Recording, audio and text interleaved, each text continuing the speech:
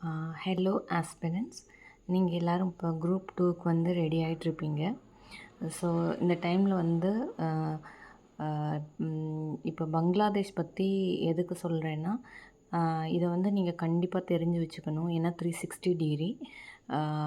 ஏன்னு கேட்டால் ரீசன் வந்து எப்படின்னா, இந்த பங்களாதேஷை வந்து நீங்கள் ஹிஸ்ட்ரியோட கனெக்ட் பண்ணலாம், ஜியாகிரஃபியோட கனெக்ட் பண்ணலாம், பாலிட்டியோட கனெக்ட் பண்ணலாம், கரண்ட் அஃபேர்ஸ் கூடயும் கனெக்ட் பண்ணலாம், எக்கானமியோடையும் கனெக்ட் பண்ணலாம். ஸோ இது வந்து எல்லா சப்ஜெக்டையும் டச் பண்ணுறதுனால இங்கே வந்து கண்டிப்பாக இதுலேருந்து ஏதாவது ஒரு கொஷின் ஏதோ டைரெக்டாகவோ இன்டைரக்டாகவோ வர சான்ஸ் இருக்குது. ஸோ இதை வந்து நீங்கள் கண்டிப்பாக எல்லா 360 டிகிரியில் வந்து தெரிஞ்சு வச்சுக்கிட்டிங்கன்னா இது வந்து உங்களுக்கு மெயின்ஸுக்கும் இதுலேருந்து கொஷின் வரும். ஸோ இதை வந்து எப்படி ப்ரிப்பேர் பண்ணுறதுக்காக நான் ஒரு ஷார்ட்டாக நோட்ஸ் எடுத்து வச்சுருக்கேன். இது மட்டும் படித்தாவே உங்களுக்கு போதுமானதாக இருக்கும்னு நினைக்கிறேன். ஸோ வித் சம் டேட்டாவோட நான் வந்து இப்போ உங்களுக்கு சொல்கிறேன், ஒவ்வொரு சப்ஜெக்டாக எப்படி வந்து இதை கனெக்ட் பண்ணுறதுன்னு. இப்போ பார்த்தீங்கன்னா இந்த மாதிரி பண்ணி வச்சுருக்கேன். இதில் என்னென்ன ஃபஸ்ட்டு சொல்ல போகிறேன்னா, ஹிஸ்ட்ரியை வந்து நம்ம எப்படி கனெக்ட் பண்ணலாம் அப்படின்னு சொல்கிறேன். ஹிஸ்ட்ரிக்கு பார்த்தீங்கன்னா இது வந்து உங்களுக்கு தெரியும் 1947 வந்து இந்தியாவிலேருந்து பிரிஞ்சுது. ஸோ 1947லேருந்து 1971 வரைக்கும் அதோட பேர் வந்து பார்த்திங்கன்னா ஈஸ்ட் பாகிஸ்தான் அப்படி தான் கூப்பிட்ருந்தாங்க. ஸோ ஆஃப்டர் அந்த வாருக்கு பிறகு தான் வந்து அதோட பேர் வந்து பங்களாதேஷ் தனி கண்ட்ரியாக ஃபார்ம் ஆன ஒன்று பங்களாதேஷ்னு பேர் மாற்றினாங்க. அதுக்கு பிறகு பார்த்திங்கன்னா 1971 தான் அந்த வார் ரொம்ப இம்பார்ட்டன்ட் ஆனது. ஏன்னா அந்த டைமில் வந்து இந்திரா காந்தி வந்து பிரைம் மினிஸ்டராக இருந்தாங்க, சப்போர்ட் பண்ணாங்க. ஸோ அந்த சப்போர்ட்டிவ் மெட்டீரியல்லாம் கொடுத்தாங்க இல்லையா, அதுக்கு வந்து ஒரு பேர் வச்சுருந்தாங்க. அது எப்படின்னா பங்களாதேசி முக்த் வாஹினி. அதை கொஞ்சம் டேர்ம் வந்து ஞாபகம் வச்சுக்கோங்க. அப்படின்னா அவங்களுக்கு வந்து மணியும் சப்போர்ட்டிவ் மெட்டீரியல் எல்லாம் வந்து நம்ம கவர்மெண்ட்டு தான் வந்து அவங்களுக்கு கொடுத்தது.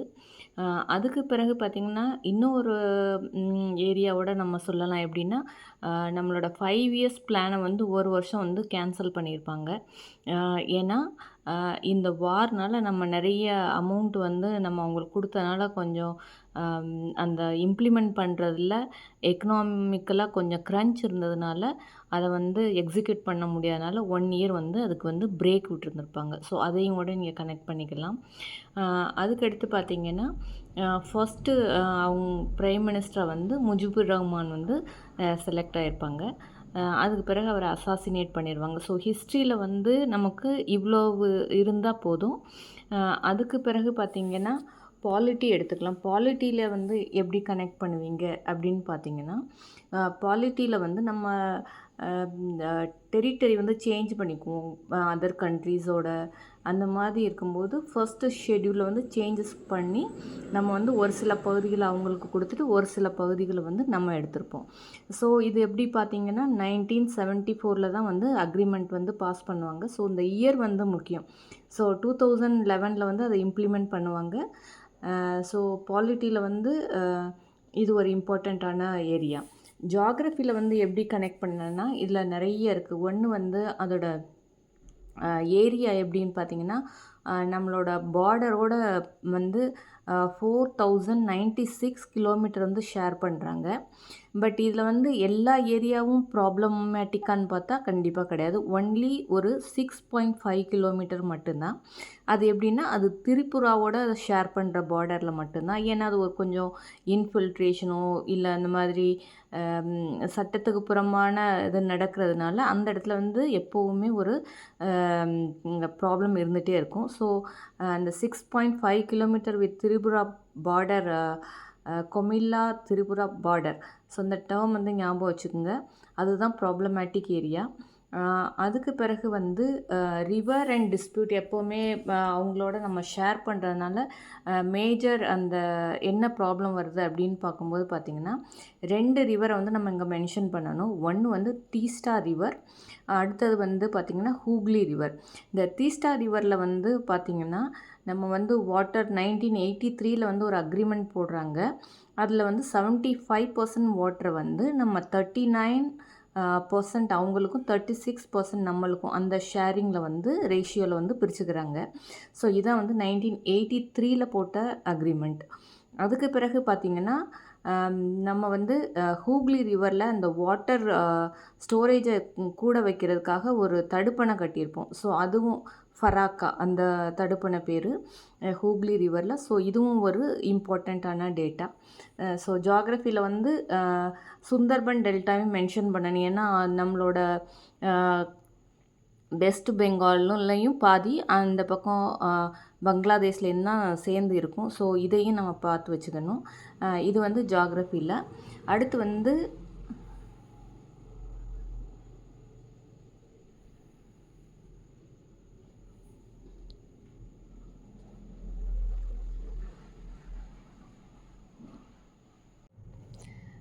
ஓகே. இப்போ எக்கானமியோட நம்ம எப்படி இதை கனெக்ட் பண்ணலாம் அப்படின்னு பார்த்தோன்னா, அவங்களுக்கும் நமக்கும் வந்து டெக்ஸ்டைல் இண்டஸ்ட்ரியோட ஒரு பெரிய கனெக்ஷன் வந்து இருக்குது. இது மெயின்ஸ்லேயுமே கொஷினாக வரலாம். ஏன்னா அவங்களுக்கு வந்து யூரோப்பியன் கண்ட்ரீஸ்லேருந்து ஹெல்பிங் ஹேண்ட்ஸ் அந்த பேசிஸில் அவங்களுக்கு நிறைய டேக்ஸ் பெனிஃபிட் இருக்கிறதுனால அவங்க வந்து நம்மளை விட சீப்பாக ப்ராடக்ட்ஸை வந்து அவங்களால மேனுஃபேக்சர் பண்ணி சேல் பண்ணுறதுனால நம்மளோட பொருட்களை வந்து அந்தளவுக்கு விலை கம்மியாக வந்து நம்மளால் தர முடியாது. ஸோ இது வந்து ஒரு மேஜர் இஷ்யூ இதில். அடுத்தது பார்த்திங்கன்னா அக்ரிமெண்ட் வந்து நம்ம போட்டிருக்கதை பற்றி பார்த்திங்கன்னா திரிபுராவுக்கு வந்து கேஸ் சப்ளை பண்ணுறதுக்காக ஒரு அக்ரிமெண்ட் போட்டிருக்கோம். அதுக்கு அடுத்து பார்த்திங்கன்னா அவங்களோட போர்ட் வந்து 2 போர்ட் இருக்குது. Chattogram and Mongla port. இது 2ம் முக்கியமான போர்ட். ஏன்னா நமக்கு வந்து அந்த நார்த் ஈஸ்ட் அந்த 7 சிஸ்டர் ஸ்டேட்ஸுக்கு அந்த திங்ஸ்லாம் கொண்டு போகிறதுக்கு வந்து நமக்கு ரூட் இப்போ அப்படி பார்த்திங்கன்னா சிக்கன் நெக் அந்த பக்கம் சிக்கிம் அந்த பக்கம் வரும்போது அந்தளவுக்கு நம்ம வந்து யூஸ் பண்ண முடியாது. ஏன்னா அதில் வந்து டிஃபென்ஸுக்காக நிறைய நம்ம யூஸ் பண்ணுறோம். ஸோ இந்த வழியாக கடல் மார்க்கமாக வந்து நம்ம பார்க்கும்போது பார்த்திங்கன்னா ஸோ இந்த போர்ட்டில் வந்து ஈஸியாக நம்ம அந்த பக்கம் ரீச் ஆகிறதுக்கு ரொம்ப ஹெல்ப் ஆகிறதுனால நம்ம இந்த 2 அக்ரிமெண்ட் வந்து அவங்களோட போட்டிருக்கோம். ஸோ அடுத்து வந்து பார்த்திங்கன்னா இதை விட வந்து அவங்களோட யூத்துக்கு வந்து ஸ்கில் டெவலப்மெண்ட் ப்ரோக்ராமில் வந்து நம்ம எம்ஓஇ சைன் பண்ணி அவங்களுக்கு வந்து ட்ரைனிங் கொடுக்குறோம். அப்புறம் அவங்களோட power project Indo Russia power ப்ராஜெக்டில் வந்து அங்கே உள்ள அட்டாமிக் பவர் எனர்ஜி அந்த செக்டரில் வந்து அவங்களுக்கு ட்ரைனிங் கொடுக்குறோம். அதுக்கடுத்து பார்த்திங்கன்னா அவங்களுக்காக சேட்டலைட் வந்து லான்ச் பண்ணியிருக்கோம். ஸோ இந்த மாதிரி வந்து டைஅப் வந்து பங்களாதேஷோடு இருக்குது. அதுக்கு பிறகு பார்த்திங்கன்னா ஒரு அகர்தலாவோட ஒரு ரோடு கூட கனெக்ட் ஆகுது. அது பார்த்திங்கன்னா Agartala Akhaura rail project train connectivity வந்து அந்த எக்கானமியை பூஸ்ட் பண்ணுறதுக்கு வந்து இவங்களோட கனெக்ஷன் வச்சுருக்கோம் நம்ம. ஸோ இதெல்லாம் வந்து உங்களுக்கு எக்கானமியை பேஸ் பண்ணி வர கொஷின்ஸாக இருக்கும். கரண்ட் அஃபேர்ஸில் பார்த்துக்கிட்டிங்கன்னா ஷேக் ஹசீனா இப்போ நம்ம நாட்டுக்கு வந்திருக்காங்க. இதுக்கு முன்னாடியும் வந்திருக்காங்க. ஸோ இந்த லேட்டஸ்ட் மூவ்மெண்ட் எல்லாம் நம்ம வந்து இப்போ நியூஸ் பேப்பரில் படிச்சுட்டு இருக்கிறதுனால அதையுமே கனெக்ட் பண்ணி கரண்ட் அஃபேர்ஸில் வந்து இப்போ இது எல்லாமே கரண்ட் அஃபேர்ஸோடு ரிலேட் பண்ணி படிக்கும்போது உங்களுக்கு ஒரு ஃபுல் பிக்சர் வந்து கிடைக்கும். ஸோ இதில் வந்து எல்லா கொஷினையும் நல்லா படித்து வச்சுக்கோங்க. கண்டிப்பாக ஒரு கொஷின் இதில் வந்து வரும். ஏன்னா இது வந்து என்சிஆர்டி புக்ஸில் வந்து பார்த்திங்கன்னா இவ்வளோ இன்ஃபர்மேஷன் கொடுத்துருக்காங்க. ஸோ இதுக்கு புக்கிலேருந்து எடுக்கணும் அப்படின்னு பார்த்தா இதிலேருந்து ஒரு கொஷின் வர தான் சான்ஸ் இருக்குது. ஸோ இந்த இதை வந்து ஒரு ஸ்க்ரீன்ஷாட்டோடு எடுத்து வச்சுட்டு நீங்கள் வந்து அதை படித்து வச்சுக்கோங்க. ஓகே. உங்களுக்கு பிடிச்சிருந்ததுன்னா கமெண்ட் பண்ணுங்கள். வேறு எதுலையாவது வீடியோ போடணுன்னா நான் போடுறேன். தேங்க்யூ.